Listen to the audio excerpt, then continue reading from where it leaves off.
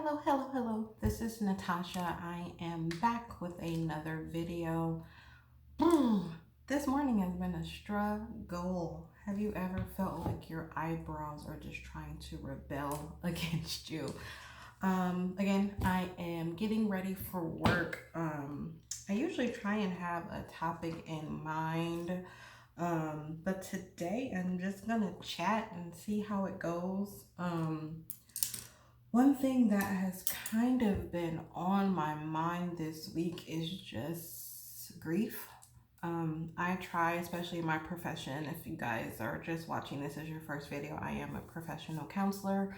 That's what I love to do. But in my personal life, I try to minimize the amount of contact I have with things that are sad and depressing because I just like to lift my spirits after helping people and sitting with them through their darkest problems. So I try to avoid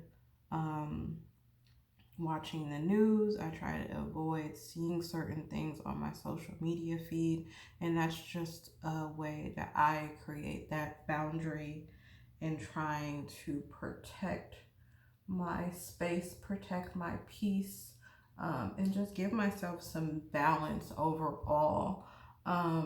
But this week I've been struggling a bit with grief. And it's normal. Grief is not a ABCD process. It comes and goes with time, and certain things can trigger grief. So just dealing with that has been interesting to say the least. I'll share a little bit about kind of my personal struggle. I lost my baby sister in 2016 and it was very unexpected. She was 18 when she passed away, and it was kind of a wrong place, wrong time situation. And it was very difficult to navigate through that, and even trying to process grief. It comes and goes, right? So this past week I started having dreams about her, and they weren't very pleasant dreams. It was dreams about her passing away and seeing her pass away. So it was been very difficult and emotional process, navigating through that. And then just different things I'm seeing in the media as far as people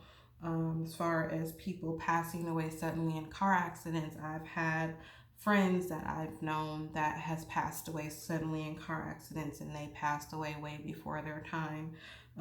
So it's difficult and it's triggering to say the least, to see that in a daily basis, because it feels like every day, especially now in the media, something is always happening. So even though I try to minimize my exposure to that, one, I can't control what triggers my emotions and brings up my own experience with grief, and I am accepting of that. I try and allow myself to go through those grieving periods and give myself the space to love and remember those I've lost, and not get so. Sometimes I can get fearful. It's like, oh my goodness, so many people are passing away young. What about my kids? I have two young kids, and if something were to happen to me, what would that look like? And I don't want to take what is going on around me and turn it into fear. So really trying to, even in the difficulty and even with losing my sister, trying to get the lesson out of it. And it's like, okay, God, I do not understand your plan, and I have questioned his plan as far as why did certain things need to happen. But in my own personal experience, really taking that as life is short and it's not guaranteed. And how do I live my life to be able to, one, accomplish the things that God has called me to do, and then just be happy and know that I've lived my life to the fullest and I'm fulfilled. And I'm kind of looking around because this is a difficult topic, and I know that anyone watching this, if you've dealt with grief, especially losing someone unexpectedly, it's very difficult process, because you don't have time to prepare for it. There is no warning sign. There is nothing saying, okay, your loved one is sick. You need to go and kind of grieve them. You get your time to, say goodbye. You get to handle that unfinished business. But when you lose someone and you weren't prepared for it, it's kind of that shocker, that anger. You go through those different stages of grief. Um, and it sneaks up on you, whether you were prepared for it or not. You still have those times, those triggering moments where you feel that grief. So, just trying to say, okay, what is the lesson that I can learn from this? And I think losing my sister, and that was extremely hurtful, but it put me on the trajectory for really living my life and not just doing things for the sake of making other people happy. So I really had to persevere, and make some difficult decisions. I know in my very first video, I talked about changes that I've been making personally. Um, and losing my sister, I think, really pushed me to take an honest look at my life to see, okay, if I were to go tomorrow, would I feel like I lived my life and I was fulfilled and I did everything that I needed to do, not only to help myself, but to help others? So it's really pushing me forward, and it's that silver lining in the midst of the devastation. Would I rather have my sister here still? Absolutely. But in knowing that I can't change that, I have to say, what is the lesson that I can learn from it? What can I pull out of this to make her life meaningful and continue to carry on her legacy, through my life? So I've really been trying, even with this process of recording these videos, it is not something at all that I would have typically done. I am not a in your face person. I'm kind of the person in the background. I want to help as much as possible, but I am not the front person. So even in going through this journey of starting to do videos and things like that, it's saying I want her life to be meaningful. I want to push myself to do the things that maybe she would have wanted to do. So really living the life, for both of us in a way. And I really had to get rid of that fear mindset and knowing that you only have one opportunity to live this life. You only get one of them. So you have to live it for you, and you have to do the best that you can to get the life that you know that you want and the life that you know that you deserve. So it has been a process, and I'm telling you, when you have grief, you can't push it away. Grief was always there. And one thing that I've really had to push myself to do is allow myself to feel it, allow myself to cry, allow myself to go through those moments. And it's really not of weakness or not kind of fallout, um, but really it's honoring the love that I had for those who have passed on. So I'm really trying to navigate through that. It is hard and kind of shocking, especially when you are not prepared for it and kind of comes unexpectedly. You don't know exactly what's triggered it, but you're kind of going through the motions. So, with that being said, I am very excited to be able to have those moments of memory of my sister and others as well who I've loved and have passed on. And I'm really try and challenge myself to say, what is the lesson that I can take from this? How can I personally go on through this and know and show my love to those who have gone on? And for me, like I said, doing these videos, making a decision to go on my own and be independent and search for what is happiness for myself. Yes, it is absolutely scary. But sometimes those painful moments are the catalyst that you need to make the changes that are necessary, the things that you've been putting off in your life, knowing that you're kind of just going with the motions, going with the flow. And they say don't make major decisions right after grieving, because that's your most vulnerable period. That's where you're the most sensitive and you may not be thinking clearly. But I do think that when you're going through those grieving moments, as you get, that balance back in your life, as you get that clarity, as you get adjusted to your new normal, it is perfectly okay to reevaluate your life and what you're doing. It's perfectly okay to do a self assessment and say, where can I make some adjustments to bring myself authentic joy?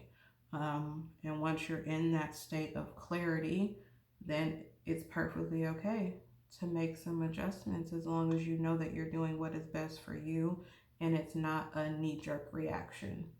Um, so I am on my journey. I know other people very close to me who have lost loved ones are on their journey as well.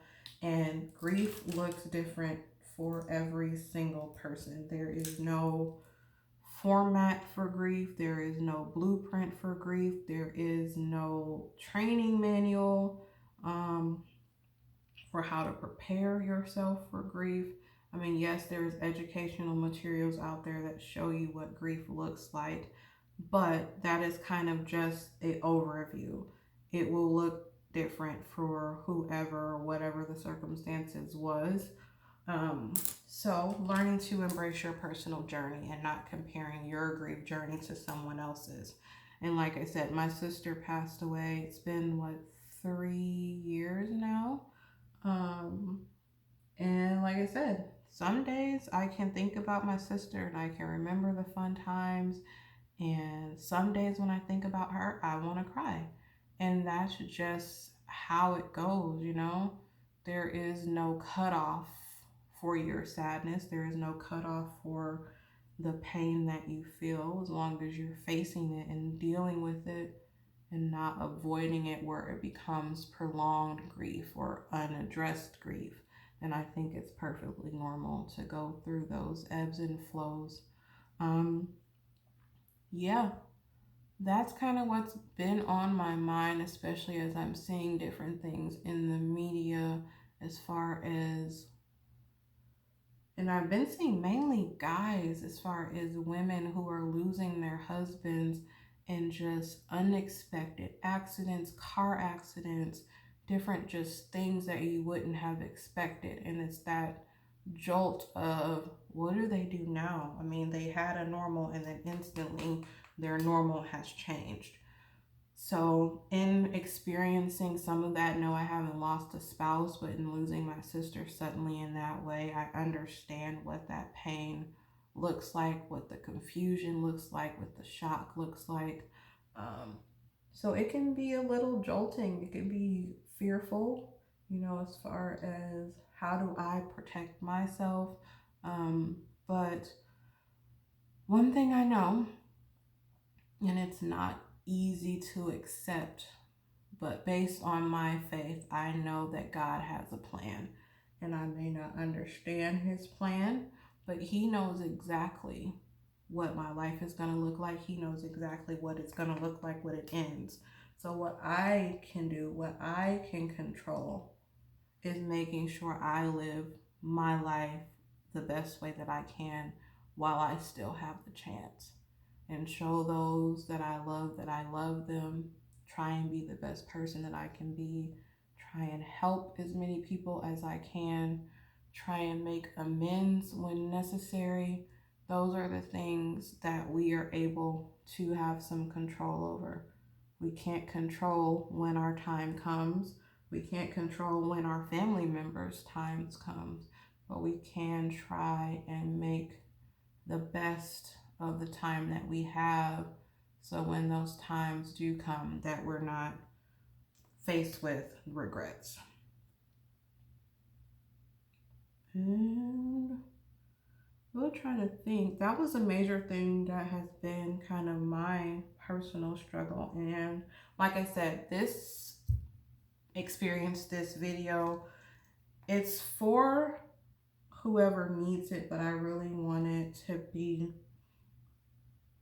a tool that I can use. I hate when that happens. A tool that I can use to be able to express my feelings. It's kind of like my online journal where I can document the different things, different experiences that I am going through as an individual and how I am working through that. I said before that a lot of people, when they look at counselors, they say, think you have it all together, that you don't face any life problems, that you don't go through any difficulties. And that is 100% not the truth. I am a human. I have struggles. I have challenges that I face. But I would like to be open and share what that journey looks like and how I navigate through it in the same way that I would tell any client that I'm working with to work through it.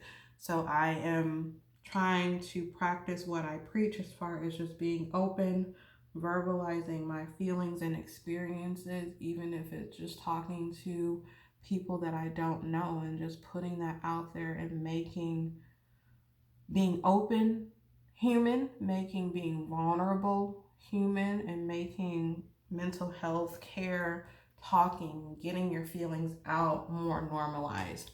So that is my journey. And so far, I'm really enjoying it. I'm really trying, like I said, to work on being consistent and not letting fear prevent me from getting here, sitting down, doing my makeup. And again, I am not a makeup artist. I am not a makeup guru. I just find sitting down, spending time to focus on doing my makeup, something relaxing where I can kind of think through the things that I'm dealing with and get my thoughts together as I prepare for the day. So that is my journey. I hope and pray that as I start posting and getting this out there, that someone out there can benefit from this and take something from understanding that it's okay to be vulnerable. It's okay to open up. It's okay to share your experiences, because 9 times out of 20, or 9 times out of 9, I should say, someone else is dealing with the same thing that you are dealing with. And maybe they're too afraid to open up and verbalize it, and they're waiting for someone to start that conversation, and you can be the one to start that conversation. So I'm hoping that this will be a catalyst for those out there, whoever watches this, to feel more open and honest, and knowing that you don't have to be an expert. I am not an expert, but there's a lot that people can gain and you can gain from being open and being honest and being vulnerable. And I think that is what's going to help us just as a society to be more human and to show more kindness and compassion to other people.